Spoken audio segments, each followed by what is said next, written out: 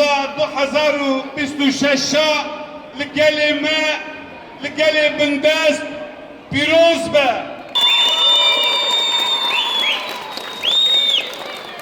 بله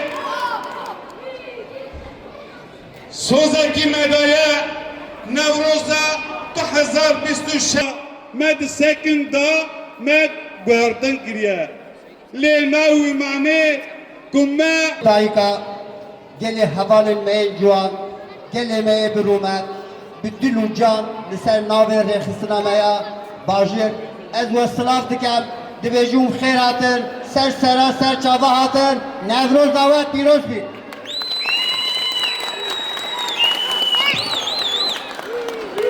saygıdeğer halkımız, bir kez daha hepinizi saygıyla selamlıyorum. Bildiğiniz gibi Mart ayı gelindiği zaman Kürt halkının aklına Nevroz bayramı geliyor. Nevroz genelde Orta Doğu halklarının, özellikle Kürt halkının özgürlük ve direniş bayramıdır.